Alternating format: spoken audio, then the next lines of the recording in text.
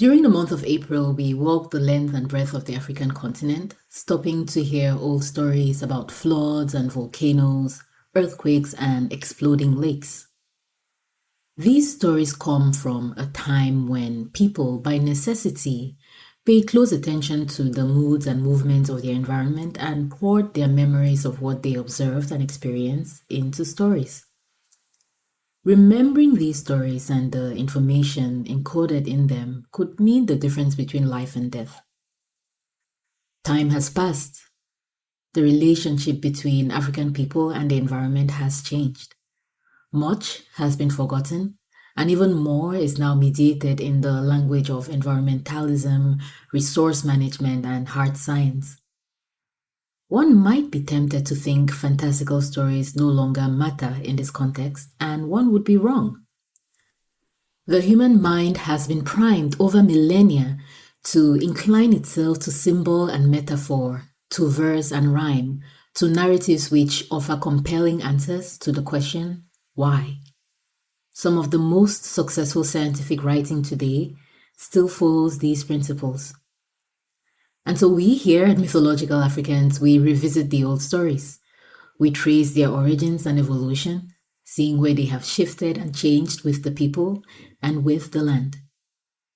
For the month of May, we will venture north into the Sahara and towards the Mediterranean Sea, starting with the Tuareg, the African continent's great desert nomads.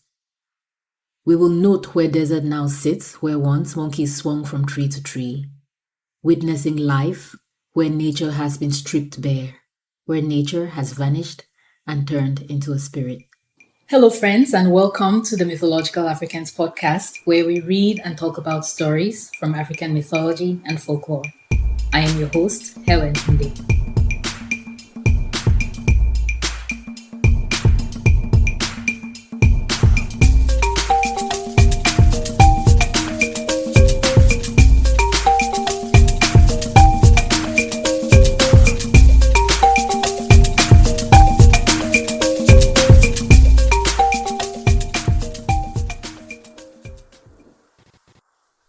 Drought, a Tuareg poem by Albin.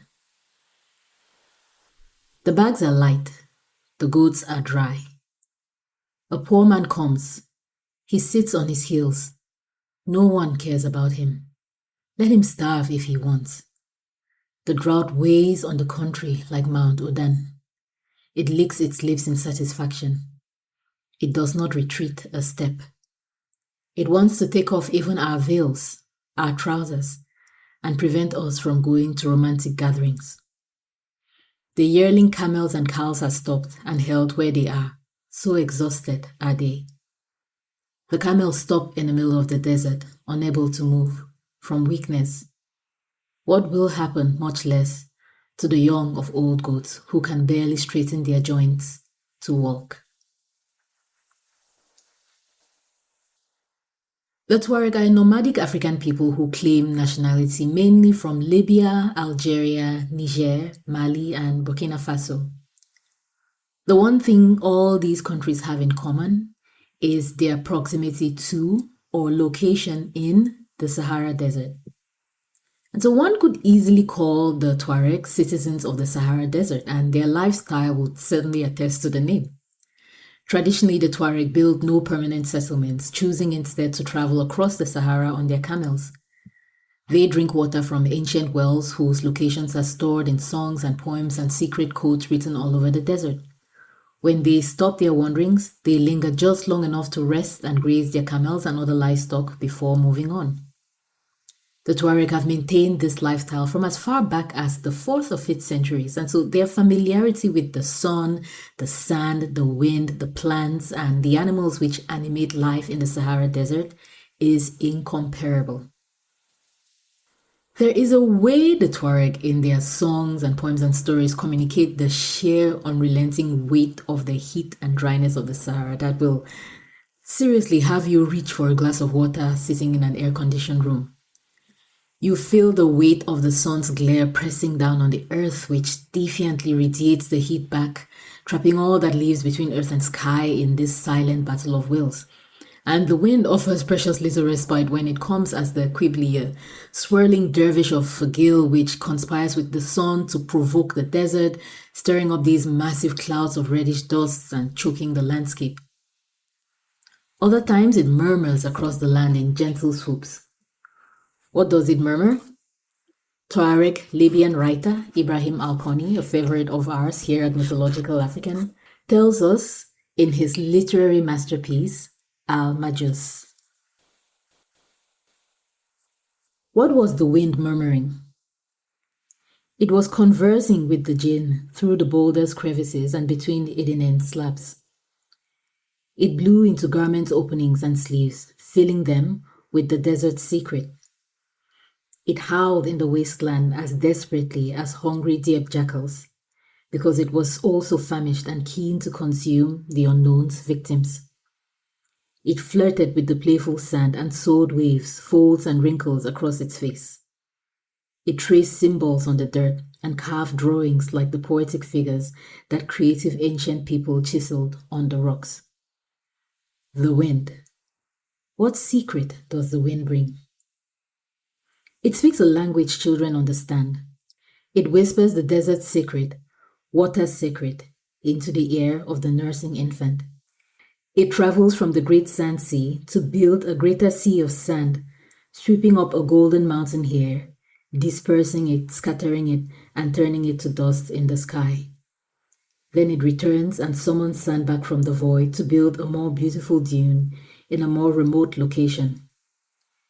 It carries off the pollen and serves as a matchmaker for male and female palm trees, arranging the impossible union of these lovers that mate at a distance, as a new life is generated in clusters, resembling the constellation known as the Daughters of the Night.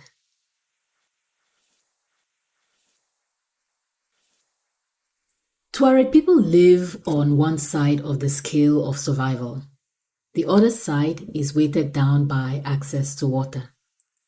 Too much rain means flash floods which can turn dry riverbeds into churning death traps in mere minutes. Too much sun and wells dry up like a postpartum woman in lactation failure, leaving behind parched desperation on the surface. Reason why to the Tuareg, water is more precious than gold, as shown in this Tuareg legend called the Nipple of the Earth. The story goes that two nomads struck out into the desert. They went so far they lost their way in the labyrinth.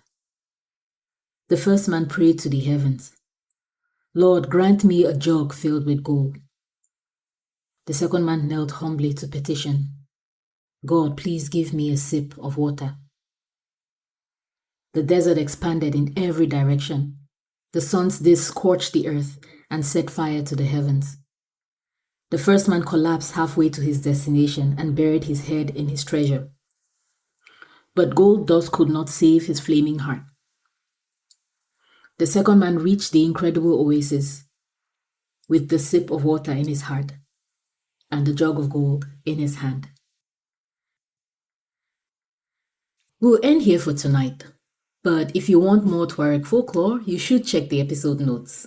We spent quite a bit of time with them last year, and we explored how their mythology and folklore shows up in the work of Ibrahim Al-Koni, and also did a deep dive into their camel folk music, because yes, to the Tuareg, camels are literally life. We'll be back next week with more geomyths and folklore from the Tuareg and other Northern African peoples.